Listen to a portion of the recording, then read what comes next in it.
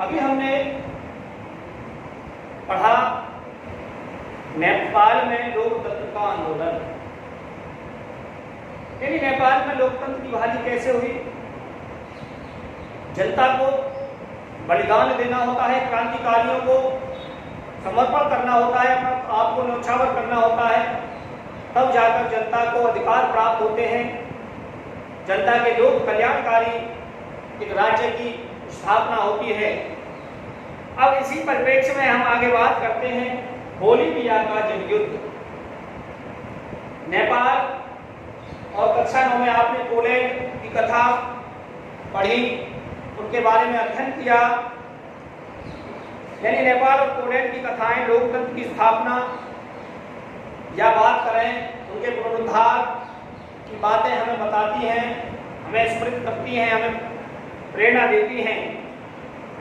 लेकिन जन संघर्ष की जो भूमिका है वो लोकतंत्र की स्थापना के साथ समाप्त नहीं होती। लोकतंत्र की स्थापना के बाद जन संघर्ष का उदय होता है।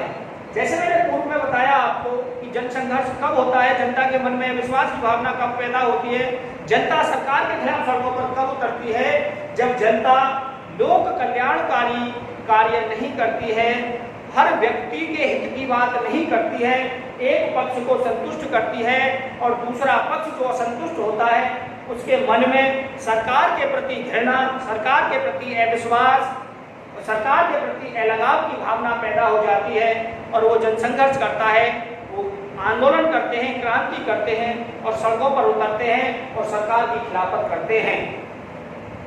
इसी परिप्रेक्ष्य में हम बात करते हैं बोलीविया का जल युद्ध। बोलीविया में लोगों ने पानी के निजीकरण के खिलाफ एक सफल संघर्ष चलाया। यानी जल हमारी मूलभूत आवश्यकता है, बिना जल के हम जीवन की कल्पना नहीं कर सकते। इससे पता चलता है कि लोकतंत्र की जीवंतता में जन संघर्ष का अंदरूनी रिश्ता है, अटूट संबंध है। बोलीविया लैटिन अमेरिका का एक बहुत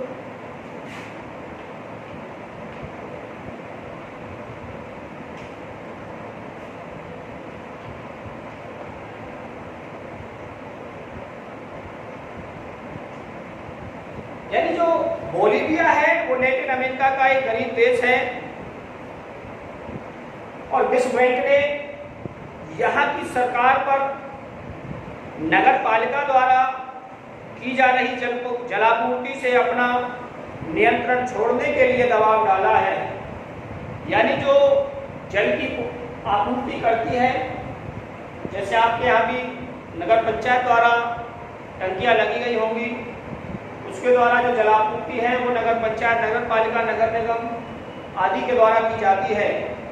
तो विश्व बैंक ने वहाँ हस्तक्षेप किया और हस्तक्षेप करने के बाद जो नगरपालिका द्वारा जलापूर्ति की जा रही थी उससे अपना नियंत्रण हटाने के लिए कहा।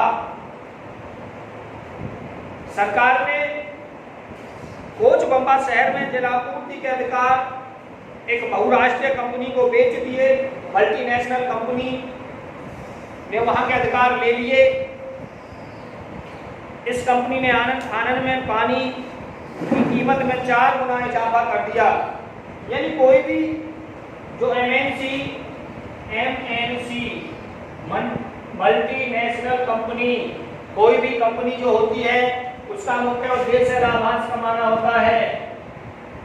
उसका जनता की मूलभूत आवश्यकता, जनता की क्या आवश्यकताएं हैं, जनता को क्या चाहिए, किस कीमत पर देना है, उसे उसका कोई लेना देना नहीं है। और बोलीविया का एक शहर कोचबंबा और वहां पर जलापूर्ति के लिए एक मल्टीनेशनल कंपनी को अधिकृत किया और उस मल्टीनेशनल कंपनी ने जो नगर पालिका द्वारा जलापूर्ति की जा रही थी उस कीमत से 4 गुना कीमत वृद्धि कर दी। और ये अनेक लोगों का पानी का मासिक बिल लगभग 1000 रुपये तक जा पहुंचा, जबकि बोलीविया में लोगों की औसत जो आमदनी है वो 5,000 रुपये महीने है। इसके फलस्वरूप स्वतः स्फूर्त जनसंघर्ष भड़क उठा। यानी आप कल्पना कर सकते हैं कि जब टोटल आमदनी 5,000 रुपये हो और उसमें से 1,000 रुपये प्रत्येक व्यक्ति को पानी के देने हो तो शेष क्या बचेगा? 4,000 रुपये। तो क्या 4,000 रुपये में कोई, आप देखते हैं आपके घर में नल लगा होगा, समर लगा होगा, क्या आपको पानी का बिल देना होता है? नहीं देना होता है। और जिसमें से टोटल मासिक आमदनी 5,000 है और वहाँ 1,000 रुपया का पानी का देना हो तो जनता अपने अन्य जो आवश्यकताएं हैं उनकी पूर्ति कैसे करे? तो जब जनता ने ये देखा तो उनके अंदर एक आक्रोश, एक जनसंघर्ष भड़क उठा और सन 2000 की जनवरी में श्रमिक मानव अधिकार कार्यकर्ताओं, सामुदायिक नेताओं के बीच एक गठबंधन ने आकार ग्रहण कर लिया। उनकी एक साझेदारी हो गई और इस गठबंधन ने शहर में 4 दिनों की कामयाब आम हड़ताल की, यानी जनता सड़कों पर आ गई और हड़ताल करने लगी। सरकार बातचीत के लिए राजी हुई और हड़ताल वापस ले ली गई। जब जनता और उस संघ के प्रतिनिधियों के बीच वार्तालाप हुई तो संघ के लोगों ने, जो गठबंधन के लोग थे, उन्होंने अपनी हड़ताल को वापस ले लिया। फिर भी कुछ हाथ नहीं लगा, यानी जो सरकार ने वादा किया था उस वादे पर खरी नहीं उतरी। फरवरी में फिर आंदोलन शुरू हुआ, लेकिन इस बार पुलिस ने बर्बरतापूर्वक दमन किया। यानी सरकार के हाथ में पुलिस होती है, सेना होती है, और जब जनता संघर्ष करती है तो 2 ही रास्ते होते हैं, या तो बातचीत के जरिए या बर्बरतापूर्वक तरीके से। बातचीत का जो जरिया है वो एक लोकतांत्रिक देश में होना चाहिए। बर्बरतापूर्वक जो कार्य है वो तानाशाह कार्य की श्रेणी में आता है। इस बार पुलिस ने बर्बरतापूर्वक उनका दमन किया, आंदोलनकारियों का।